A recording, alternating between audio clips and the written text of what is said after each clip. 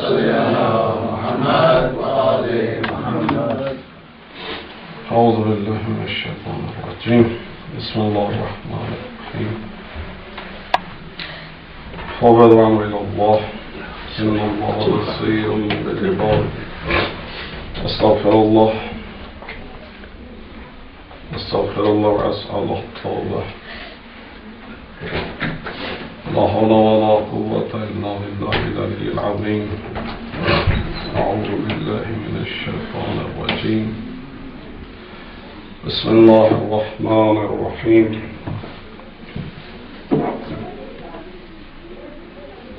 الحمد لله كما هو أهله. الحمد لله رب العالمين. والصلاة والسلام على أشرف الأنبياء والمرسلين أبي القاسم محمد. اللهم صل على محمد وآل محمد. وعلى آله الطيبين الطاهرين المعصومين.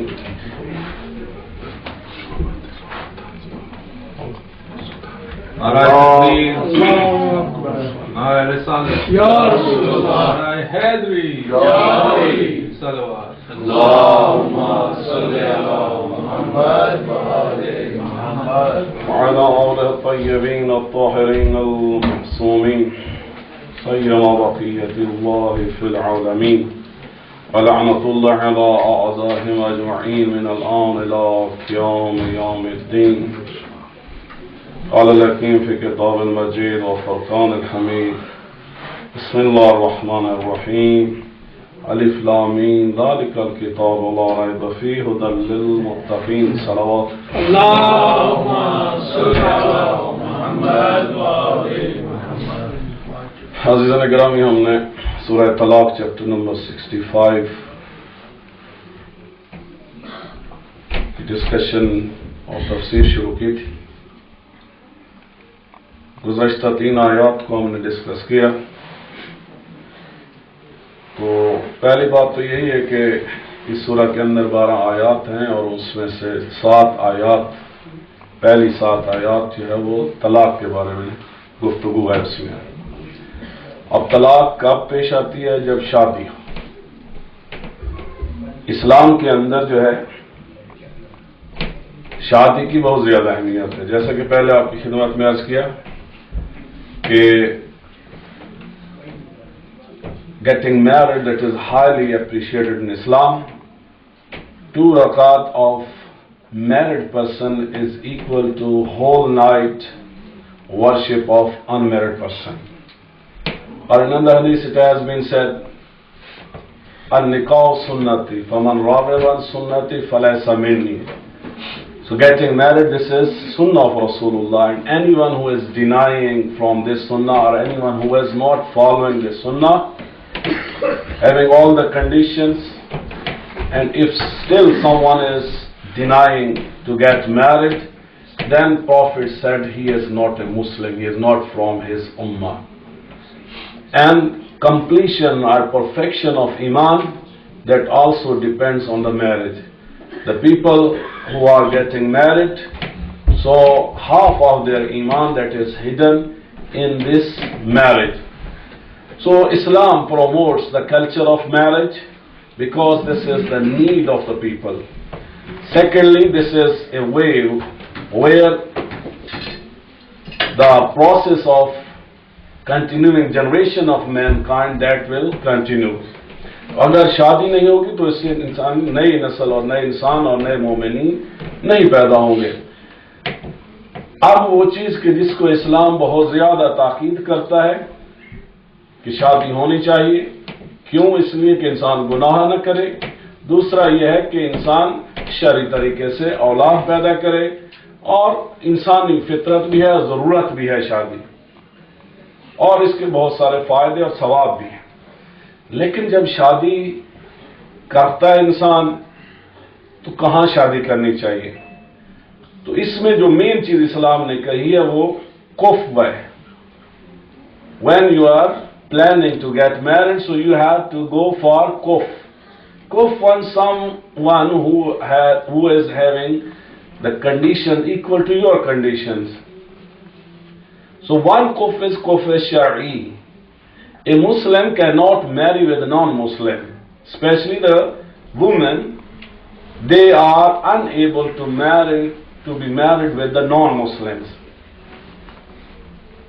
So this is kufr shari. Muslim should get married with the Muslim.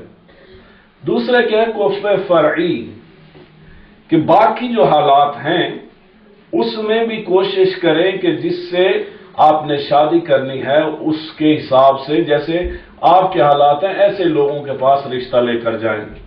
अगर मसलन एक शख्स बहुत गरीब है माली तौर पे और वो बहुत ज्यादा अमीरों के साथ रिश्ता करेगा तो मुमकिन है कि शादी ना चलने की या तलाक की एक वजह ये हो सकती है। एक वक्त में यह है कि इंसान खुद पढ़ा लिखा नहीं है और वो किसी पीएचडी के साथ जाके शादी करता है, तो मुमकिन है कि ये जो एजुकेशन में एक दूसरे के नहीं है, उनकी सोच डिफरेंट होगी, उनका जो है प्लानिंग हर चीज डिफरेंट होगी, तो मुमकिन है ये रिश्ता भी न चल सके। इसी तरह जो है बाज़ औक़ात एक शख्स जो है वो बहुत नेक है, उसको मसलन इस्लामी चीजें अच्छी लगती हैं और वो रिश्ता करते हुए जो है गैर इस्लामी लोगों के पास चला जाता है, यानी है मुसलमान लेकिन ना नमाज पढ़ते ना रोजा रखते ना हिजाब करते हैं, तो ऐसे लोगों के पास चला जाता है, तो यही चीजें इख्तलाफ का बायस बनती हैं। बाज़ औक़ात इंसान खुद खूबसूरत नहीं होता और वो कोशिश करता है कि उसका स्पाउस बहुत ज्यादा ब्यूटीफुल हो, तो ये चीज भी जो है वो इख्तलाफ का बायस बनती। कोशिश करनी चाहिए कि इंसान की जैसी अपनी सिचुएशन है, अपनी कंडीशन है, ऐसे ही लोगों के साथ वो रिश्ता करे ताकि इस रिश्ते में कंटिन्यूटी। क्यों? जिस तरह इस्लाम ने और अल्लाह ने और रसूलुल्लाह ने मैरिज के इंस्टीट्यूशन को प्रमोट किया है, उसकी तरफ हमें मोटिवेट किया है, उसके ऑपोजिट जो है डिवोर्स के हवाले से, यानी इस मैरिज के रिलेशन को ब्रेक करने के हवाले से हदीस में आता है कि सबसे ज्यादा अल्लाह किसी चीज से नफरत करता है हलाल चीजों में से, तो वो तलाक है। अगरचे तलाक हलाल है, एक रास्ता है अलग होने का, लेकिन अल्लाह इससे नफरत करता है। दूसरा, जब तलाक होती है अल्लाह का अर्श हिल जाता है। तीसरा, जब तलाक होती है अल्लाह गज़बनाक हो जाता है, यानी अल्लाह को नाराज करने वाली बात है। तो ऐसी चीज के जिससे ज़ाहिर है कि हमारा खालिक जो नाराज हो वो हमसे नफरत करे, हम पे लानत करे, तो हमें कोशिश करनी चाहिए, अवॉइड करने चाहिए। अब तलाक ना हो उसकी पहली सूरत तो यह है कि इंसान जब शादी के लिए प्लान कर रहा है, पेरेंट्स कर रहे हैं या आदमी खुद कर रहा है, तो उस वक्त सोचे कि अपने लिए किस तरह का स्पाउस का इंतखाब कर रहा है, किस तरह का पार्टनर का इंतखाब कर रहा है ताकि ये रिश्ता चले। लेकिन सब कुछ देखने के बावजूद, कुफ्र शरई होने के बावजूद, कुफ्र फरई होने के बावजूद, अल्टीमेटली दोनों डिफरेंट इंडिविजुअल हैं, डिफरेंट पर्सनैलिटी रखते हैं, डिफरेंट माहौल में उनकी अपब्रिंगिंग हुई है। तो अब जब शादी होती है तो जाहिर है कि लड़की शौहर से कुछ एक्सपेक्टेशन रखती है, सीधा शौहर बीवी से रखता है। अब जब बीवी की ख्वाहिशात और एक्सपेक्टेशन शौहर पूरी नहीं करता तो भी लड़ाई हो जाती है, और लड़ाई इख्तलाफात होते हैं, आर्गूमेंट्स होते हैं, और इस तरह फिर सिलसिला आगे बढ़ता है। तो इसी तरह जो है जब शौहर भी एक्सपेक्ट करता है और बीवी वो पूरी नहीं करती तो यहां से, यानी पहली चीज जो तलाक का बायस बनती है, पहली चीज तो यही है कि रिश्ता करते हुए इंसान देख ले कि किस खानदान में किसका इस तरह की कंडीशन है, कुफ है या नहीं है। जब हो गया, अब बहुत सारी बातें गैब का कोई नहीं जानता, और हर आदमी की जो है वो स्टडी ऑफ पर्सनैलिटी सारा जो है वो A to Z नहीं की हुई होती। लिहाजा अब जब शादी हो जाती है तो पहली चीज जिससे तलाक की तरफ रास्ता जाता है, इख्तलाफात बढ़ते हैं, वो क्या है? अनफेयर एक्सपेक्टेशन रखना, एक दूसरे से बहुत ज्यादा लंबी लंबी उम्मीदें बांध लेना। मसलन बीवी अगर शौहर से कहे मुझे ये चाहिए, वो चाहिए, वो चाहिए, वो चाहिए, और शौहर के पास वो सब कुछ नहीं है, तो क्या होगा? आर्गुमेंटेशन होगी, लड़ाई होगी। ये एक बात। اسی طرح شوہر کہے کہ مجھے یہ چاہیے یہ چاہیے یہ چاہیے، ساری چیزیں چاہیے، اور بیوی کے پاس وہ نہیں ہے یا وہ پرووائڈ نہیں کر سکتی ہے، تو تب مسائل ہوں گے۔ تو لہذا اس میرج کو کامیاب کرنے کی جو بہترین چیز ہے وہ کیا ہے کہ انسان کم سے کم ایکسپیکٹیشن رکھے ایک دوسرے سے، یعنی ڈیمانڈز کم کرے، اور یہی حضرت فاطمہ الزہرا، حضرت ام ان کی سیرت بھی یہی بتاتی ہے۔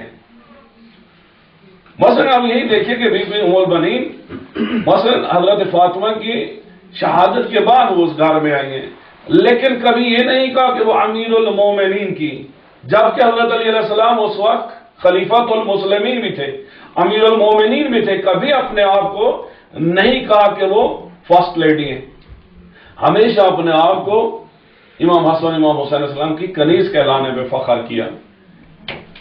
تو انسان جو ہے اگر ہمبلنس کے ساتھ رہے، چاہے بیوی ہو یا عورت، تو اس میں پھر مشکلات کم ہوتی ہیں، ایکسپیکٹیشن انسان کم سے کم رکھے تو مشکلات کم ہوتی ہیں۔ اس کے بعد یہ ہے کہ انسان صبر کرے، صبر باتوں کے حوالے سے بھی، اگر کسی ایک نے، دونوں میں سے کسی ایک نے کچھ کہہ دیا دوسرا چپ ہو جائے، یہ صبر ہے، یا کسی ایک کی کچھ ضرورت تھی اور دوسرے پرووائڈ نہیں کی تو صبر کرے، یا انسان کچھ چاہتا ہے اور وہ پورا نہیں کر رہے، کر بھی سکتے ہیں تو اب بھی صبر کرے۔ تو جتنا انسان زیادہ صبر کرتا جائے گا اتنا ہی اس رشتے میں شیرینی آتی جائے گی، اتنا یہ رشتہ مضبوط ہوتا جائے گا۔ یہ ایک بات کہ انسان کم سے کم ایکسپیکٹیشن رکھے۔ دوسری بات یہ ہے جو چیز مشکلات پیدا کرتی ہے وہ کیا انٹرفیئرنس ہے۔ مثلا باہر کے لوگ جو ہے، خصوصاً جو مثلا لڑکی اور لڑکا دونوں کی شادی ہوئی ہے، ان دونوں کے پیرنٹس، ان کی جتنی زیادہ انوالومنٹس ہوگی یا باہر کے لوگوں کی جتنی انوالومنٹ ہوگی، ایک ایک بات پہ مثلا کرٹیسائز بھی کریں گے، تمہارا شوہر یہ نہیں کرتا، وہ نہیں کرتا، وہ نہیں کرتا، یا مثلا کہیں تمہاری بیوی میں یہ کمی ہے، یہ نقص ہے، یہ کام نہیں کرتی، وہ نہیں آتا، وہ نہیں آتا، کان دوسرے بھرتے ہیں۔ اس سے انسان کا جو ہے پوائزن ایک سوچ کے اندر، برین کے اندر آ جاتی ہے، اور آہستہ آہستہ انسان پھر لفظوں میں وہ چیز بیان کرتا ہے، بعض اوقات مار پٹائی تک بات چلی جاتی ہے، اور آہستہ آہستہ یہ چیزیں ورس ہوتے ہوئے طلاق تک پہنچ جاتی ہیں۔ تو کامیاب میاں بیوی وہی ہیں جو پہلے دن سے یہ عہد کریں کہ ان کی پرسنل لائف ہے، اگرچہ پیرنٹس کے اپنا ہے سارا کچھ، لیکن انسان کوشش کرے اور والدین بھی کوشش کریں کہ مثلا دونوں کے والدین کوشش کریں کہ یہ میرج چلے۔ اگر بیٹا یا بیٹی کوئی شکایت لے کے آتے ہیں ایک دوسرے کے خلاف تو انسان ان کو ٹھنڈا کرے، ان کی بات کو سنے، ان کو نصیحت کرے، ان کو صبر کی تلقین کرے، اور ان کو حتیٰ کہ یہاں تک بھی ہے کہ مثلا اگر 1 2 3 4 10 مرتبہ والدین یہ کہیں کہ آئندہ، مثلا بیٹی شکایت لے کے آتی شوہر کی، والدین کہیں کہ آئندہ ہم تمہارے شوہر کے خلاف تم سے کوئی شکایت نہیں سنیں گے، تو اب جب والدین اس کو جو ہے پروموٹ نہیں کر رہے تو آہستہ آہستہ وہ بیٹی بھی جو ہے والدین کو نہیں بتائے گی۔ اسی طرح بعض اوقات ماں باپ جو ہے ان کی اپنی ڈیمانڈ ہوتی ہیں، مثلا بعض اوقات ٹارگیٹڈ داماد ہوتے ہیں کہ مثلا ایسے بندے کو داماد لو جن سے جو ہے وہ پورے خاندان سے فائدہ اٹھانا ہے، اب یہ کام لو، اب یہ کام لو، اب اس طرح کرو۔ تو اس طرح پھر جو ہے جب خلوص نہیں ہوگا، وفا نہیں ہوگی، قربانی نہیں ہوگی تو رشتے پھر نہیں چلتے۔ تو اس لیے جو فیملیز کی یا دوسرے گھر سے یا میاں بیوی کے باہر جتنے بھی لوگ ہیں، دونوں کے پیرنٹس سے ریلیٹیو جتنے بھی ہیں، اگر کوئی اچھی بات کرتا ہے تو قبول کر لو، اگر کوئی رشتہ توڑنے کی یا ایک دوسرے کی ریسپیکٹ کم کرنے کی، انسلٹ کرنے کی بات کرتا ہے یا نئی نئی ڈیمانڈز کے لیے ہدایت کرتا ہے تو انسان کوشش کرے کہ ایسے افراد کی بات کو نہ سنے، ان کو انوالو نہ کرے۔ تو اگر انسان ان 2 چیزوں کا اپنی زندگی میں خیال رکھے تو پھر عموماً جو ہے وہ طلاق کی نوبت نہیں آتی۔ تیسری چیز ایسی ہے کہ بعض اوقات فزیکلی ڈیفیکٹڈ ہوتے ہیں ہسبینڈ یا وائف۔ اب اس صورت میں 2 آپشن ہیں، پہلے سے علم نہیں تھا، اب یا بعض اوقات جو ہے وہ بچے نہیں ہوتے، اب اس میں بھی بعض اوقات لوگ کوشش کرتے ہیں، مثلا آج کل تازہ ہی کوئی بات ہوئی ہے، خبروں میں آیا ہوا تھا کہ ایک عورت کی جو ہے وہ بیٹی پیدا ہوئی، اب شوہر نے بیوی کا گلا گھونٹ دیا اس لیے کہ تم نے بیٹا کیوں نہیں پیدا کیا۔ اب میڈیکلی بیٹا یا بیٹی یہ ٹوٹلی ڈیپینڈ کرتا ہے مرد پر، کیونکہ عورت کے پاس جو ہے وہ جن کو کہتے ہیں سیکس کروموسوم، جس سے بیٹا یا بیٹی بنتا ہے، عورت کے پاس ایکس کروموسوم ہوتے ہیں، مرد کے پاس XY کروموسوم ہوتے ہیں۔ اب مرد کا ایکس اور عورت کا ایکس مل جائیں تو دونوں مل کے لڑکی بناتے ہیں، مرد کا Y کروموسوم اور عورت کا X کروموسوم ملے تو پھر لڑکا بنتا ہے۔ اب اگر کسی کا لڑکا پیدا نہیں ہوتا، قصور ماں کا نہیں ہوتا کہ اس نے لڑکی کیوں پیدا کیا ہے، یعنی قصور اگر ہوتا ہے یا نہیں ہوتا، قصور تو کسی کا نہیں ہوتا ہے، کیونکہ اس چیز میں نہ مرد کو کنٹرول ہے نہ عورت کو کنٹرول ہے کہ وہ جیسے چاہیں۔ بعض چیزیں ہیں مثلا مختلف قسم کی خوراکیں ہیں، انسان کھائے، وہ کچھ پاسبلٹی ہوتی ہے کہ لڑکا ہو جائے یا لڑکی ہو جائے، لیکن حقیقت میں یہ اللہ ہے جو لڑکا دیتا ہے یا لڑکی دیتا ہے۔ لیکن بیک ٹو ہوم ہمارے ایک ایسا کلچر ہے کہ اگر لڑکا پیدا نہیں ہوا تو قصور عورت کے، اس وجہ سے بھی طلاق ہو جاتی ہے۔ اب طلاق تو طلاق، ابھی ریسنٹ بات، ابھی تازہ بات ہے چند دن پہلے کہ مثلا بیوی کو مار دیا، کیوں بھائی تم نے لڑکی پیدا کی ہے۔ تو اس میں اگر لڑکی پیدا ہوئی تو قصوروار مرد ہے، عورت نہیں ہے۔ تو اس لیے بہرحال یہ مختلف ریزنز ہوتی ہیں، تو ہمیں کوشش یہ کرنی چاہیے کہ اللہ سے تقدیر سے نہ لڑے انسان۔ جب بہرحال یہ کہا جاتا ہے کہ رشتے آسمانوں پہ ہوتے ہیں، خدا نے دونوں کو اگر قریب کر دیا ہے تو تمام خوبیوں کے باوجود اور تمام خامیوں کے باوجود انسانوں کو کوشش کرنی چاہیے کہ ایک دوسرے کے ساتھ اس طرح رہیں کہ طلاق کی نوبت نہ آئے۔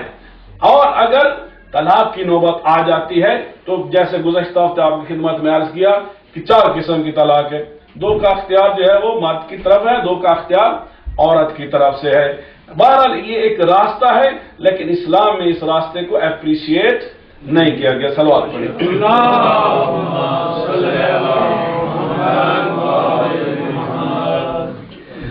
دوسری آیت کا جو آخری حصہ ہے یہ وہ آیت ہے کہ جس کے بارے میں خود رسول اللہ نے فرمایا کہ میرے پاس مجھے ایک ایسی قرآن کی آیت کا علم ہے کہ جو آدمی اس کو کثرت کے ساتھ پڑھے تو اس کی ہر قسم کی مشکل حل ہو جائے گی، اور خصوصاً جو ہے وہ رزق کے حوالے سے جو ہے بہت زیادہ فائدہ مند ہے۔ اور وہ آیت جو ہے وہ یہاں سے دوسری آیت کا آخری حصہ ہے، وَمَن يَتَّقِ اللَّهَ يَجْعَل لَّهُ مَخْرَجًا۔ Anyone who trusts in Allah, anyone who depends on Allah, anyone who has fear of Allah, and anyone who remembers Allah subhanahu wa ta'ala, then Allah subhanahu wa ta'ala will open the doors of success for that person۔ یہ حصہ اور پھر آگے والی جو ہے آیت number 3 وہ ساری آیت ملا کے بہرحال یہ ایک حصہ ہے، یہ ایک آیت بنتی ہے کہ جس کے بارے میں خاصی تاکید کی گئی ہے۔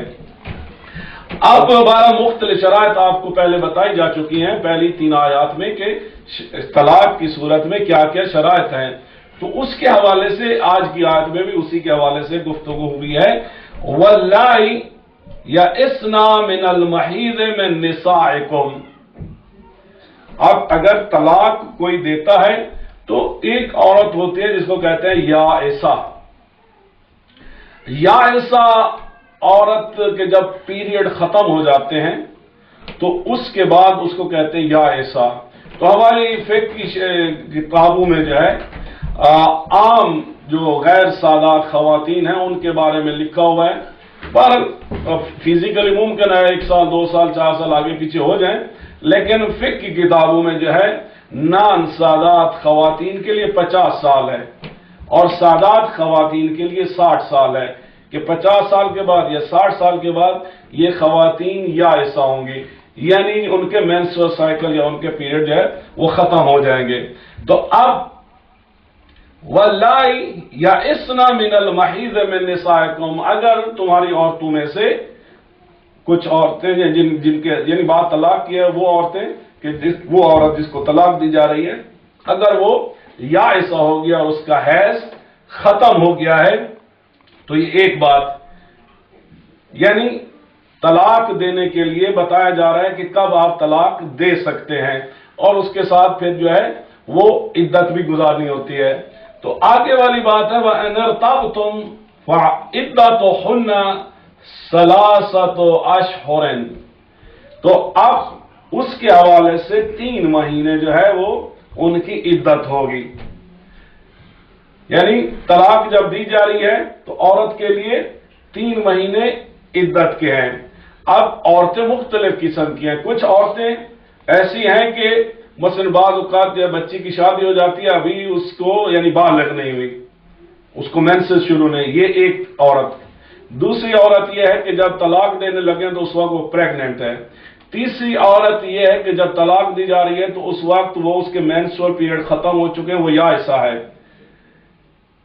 تو اس صورت میں یہ مختلف ٹائپس کی جو ہے خواتین ہوتی ہیں، کس کو طلاق دی جا سکتی ہے اور کتنی اس نے عدت گزارنی ہے۔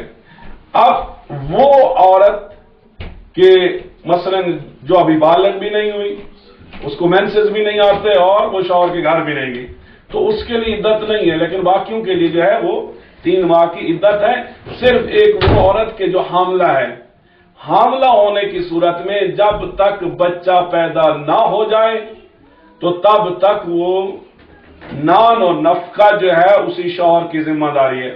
ممکن ہے وہ 1 مہینے کے بعد بچہ پیدا، ممکن ہے 10 مہینے کے بعد بچہ پیدا ہو جائے، تو جب تک عورت کا بچہ پیدا نہ ہو جائے وہ ٹائم، وہ 3 مہینے کی بجائے 10 مہینے یا 9 مہینے بھی ہو سکتا ہے، تو وہ تمام کا تمام وقت عدت میں ہوتا ہے۔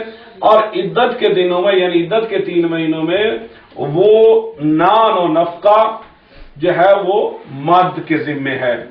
تو یہی جو ہے اس آیا میں بھی جو ہے وہ بیان کیا گیا ہے وَاللَّائِ يَئِسْنَ مِنَ الْمَحِيضِ مِن نِّسَائِكُمْ إِنِ ارْتَبْتُمْ فَعِدَّتُهُنَّ 3 أشهر وَاللَّائِ لَمْ يَحِضْنَ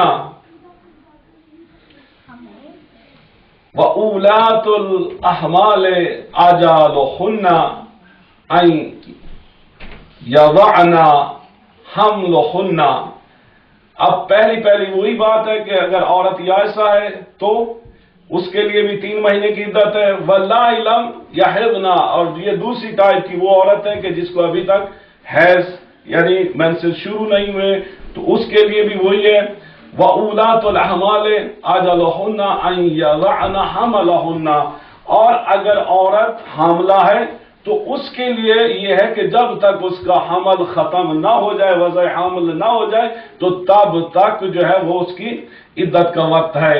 وَمَن يَتَّقِ اللَّهَ يَجْعَل لَّهُ مِنْ أَمْرِهِ يُسْرًا، اور جو اللہ کے لیے تقوی اختیار کرتا ہے، جو خوف خدا دل میں رکھتا ہے، یعنی اللہ کیا کہتا ہے کہ طلاق کے معاملے میں بھی اللہ کی حدود کو کراس نہ کرو، اللہ کا خوف دل میں رکھو، اچھے طریقے سے تم پیش آؤ، معروف روش رکھو، احسان کرو۔ تو اس حوالے کو کہا گیا ہے کہ وَمَن يَتَّقِ اللَّهَ، اور جو اللہ کے لیے تقوی اختیار کرتا ہے، اللہ کا خوف رکھتا ہے، يَجْعَل لَّهُ مِنْ أَمْرِهِ يُسْرًا، تو اللہ تعالیٰ اس کے کام کو آسان کر دیتا ہے، اس کی مشکل کو آسان کر دیتا ہے۔ اگلی آیت 5ویں میں ذَلِكَ أَمْرُ اللَّهِ أَنزَلَهُ إِلَيْكُمْ، ذَلِكَ أَمْرُ اللَّهِ، تو یہ that is the command of Allah، یہ اللہ کی طرف سے حکم انزلہ علیکم جو تم پر نازل کیا گیا ہے۔ وَمَن يَتَّقِ اللَّهَ، اور پھر وہی بار بار جو ہے اس لفظ کو یہاں پہ لایا گیا ہے کہ جو خوف رکھے اپنے دل میں اللہ کے حوالے سے، تو اللہ کیا کرتا ہے؟ اب یہاں پہ اللہ فائدہ بھی بتا رہا ہے کہ ممکن ہے ظاہری طور پہ تم سمجھو، پہلی بات تو یہی ہے کہ اللہ کہتے تمہارے کاموں کو آسان، وہ دنیا کا فائدہ ہے۔ اب آخرت کا فائدہ کیا ہے؟ اللہ تعالیٰ فرماتا ہے یکفر عنہ سیئاتہ، تو اللہ تعالیٰ وہ لوگ جو اللہ کا خوف رکھتے ہیں اور عورتوں پر ظلم نہیں، یعنی طلاق کی صورت میں بھی ان پر بعض لوگ طلاق دیتے ہیں اور ظلم بھی کرتے ہیں، تو اس صورت میں اگر ظلم نہیں کرتے تو اللہ تعالیٰ اس شخص کے، اس مرد کے گناہوں کو معاف کر دے گا۔ یعنی یہ جو ہے ایک فائدہ ہے، پہلا فائدہ دنیا میں ہے کہ اللہ تعالیٰ اس کے کام کو، مشکلات کو آسان کر دے گا۔ دوسرا فائدہ جو ہے آخرت میں کیا ہے یا قبر میں کیا ہے کہ جو شخص حسن سلوک کرتا ہے، خوف خدا دل میں رکھتا ہے، تو پہلی بات اللہ کہتا ہے میں اس کے گناہوں کو معاف کر دوں گا۔ وَيُعْظِمْ لَهُ أَجْرًا، اور میں اس کے اجر کو ریوارڈ کو بہت زیادہ کر دوں گا، عظیم کر دوں گا. یعنی اللہ تعالیٰ اس کی جو نیک کام ہیں ان کو بھی ملٹی پلائی کر دے گا. تو اس لیے ہمیں ہر حوالے سے جو ہے وہ تقوی اختیار کرنا ہے، خوف خدا جو ہے وہ اپنے دلوں میں رکھنا ہے. اب اگلی آیت یہ ہے کہ اسکنوہن من حیث سکنتم من وجدکم. یہ ہننا جو ہے وہ عورتوں کے لیے جمع کا صیغہ استعمال ہوا ہے کہ اسکنوہن من حیث سکنتم، ان کو عدت کے دنوں میں. یعنی یہ نہیں ہے، پہلی بات یہ شروع میں کی تھی کہ طلاق کا مطلب یہ نہیں ہے کہ فوراً عورت کو گھر سے نکال دو، بلکہ عدت کے جو 3 مہینے ہیں عورت کو اپنی بیوی کو گھر میں رکھو. ٹھیک ہے. اب اس میں اللہ تعالیٰ کیا کہہ رہا ہے کہ اسکنوہن من حیث سکنتم، کہ جہاں تم خود رہ رہے ہو یا جس معیار کی ریزیڈنس تمہارے پاس ہے اسی طرح کی رہائش انہیں بھی دو. یعنی اپنی بیوی کو جس کو طلاق دے رہے ہو تو عدت کے دنوں میں، عدت کے مہینوں میں جہاں خود رہ رہے ہو وہیں رہنے دو، اسی کو ساتھ رکھو. یا اگر ساتھ نہیں بھی رکھنا تو جس معیار کا تم خود جیسی ریزیڈنس رکھ رہے ہو اسی طرح کی عدت کے ان 3 دنوں میں پرووائڈ کرو.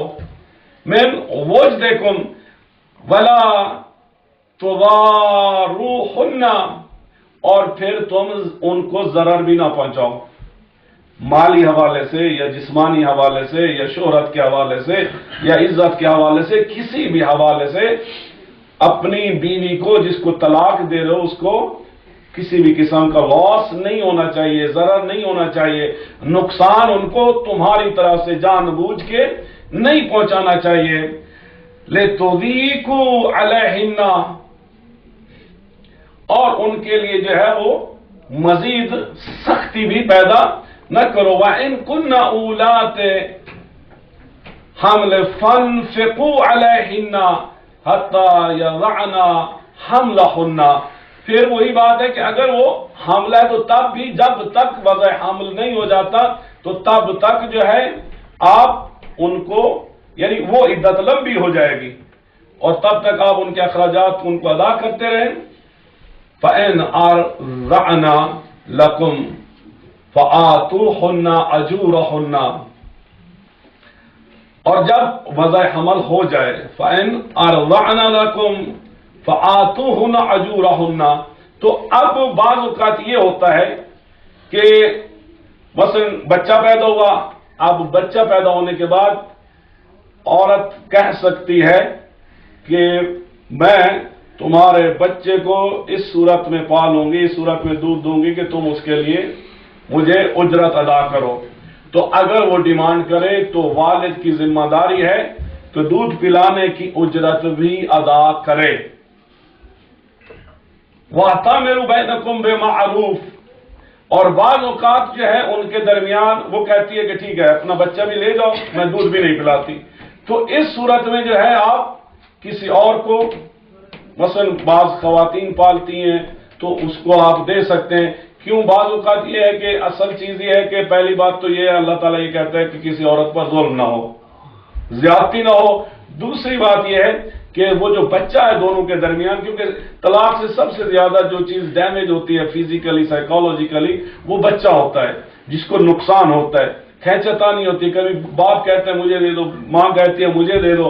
بعض اوقات ماں باپ کے خلاف بچے کو وہ پوائزن کرتی ہے، باپ ماں کے خلاف کرتا ہے، یا بعض اوقات ایک لے جاتا ہے دوسرا بالکل الگ ہو جائے، مختلف کنڈیشن ہوتی ہیں.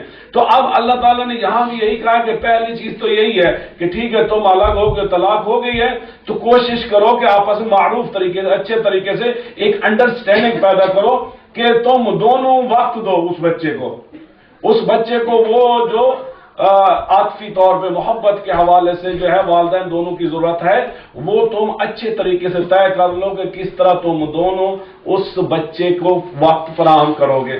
اگر بالفرض ایسا نہیں ہوتا تو پھر ٹھیک ہے کہ پھر کسی اور کے حوالے کر دو اور پھر تم دونوں ملاقات کو جا سکتے ہو. اور اگر پھر بھی یہ ہے کہ بہرحال ہر حال میں جو ہے بچے نے سفر کرنا ہے تو جہاں بچے ہوتے ہیں وہاں کوشش کرنی چاہیے کہ طلاق ہو ہی نہ، تاکہ وہ بچے جو ہے وہ سفر نہ کریں ہسبینڈ اور وائف کے مسائل کی وجہ سے. وَإِن تَعَاثَرْتُمْ فاسو ترضعوا له اخرى، اور پھر ظاہر ہے کہ اگر تم آپس میں ایگری نہیں ہوتے تو پھر کسی اور کو ڈھونڈ لو. اور وہ عورت جو ہے، پرانے زمانے میں تو یہی ہے کہ ایسی خواتین ہوتی تھیں کہ جو بچے کو خود دودھ پلاتی تھی. آج کل بہرحال ایسا تو نہیں ہے، لیکن یہ ہے کہ بہرحال باہر سے ملک مل جاتا ہے اور کوئی بھی عورت جو ہے وہ بچے کو پال سکتی ہے، نرسنگ کا کام جو ہے کر سکتی ہے. بہرحال یہ مختلف کنڈیشن ہے کہ جو اللہ تعالیٰ نے.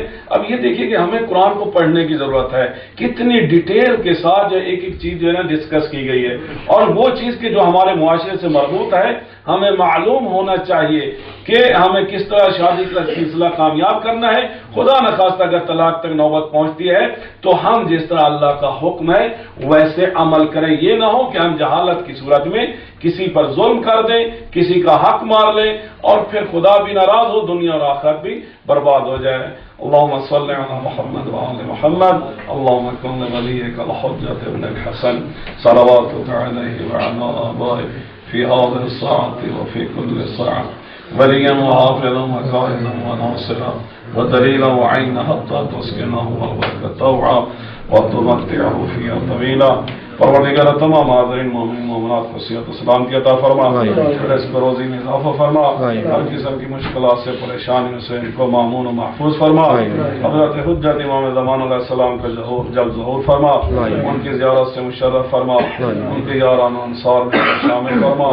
اے اللہ ہم سب کے گناہوں کو معاف فرما، ہمارے والدین اور مرحومین کے گناہوں کو معاف فرما. اور پروردگار روز محشر پرچم لواء حمد کے نیچے ہمیں مقام اور سایہ عطا فرمانا، اور حوض کوثر سے ہمیں سراب کرنا. اللہم صلی علی محمد.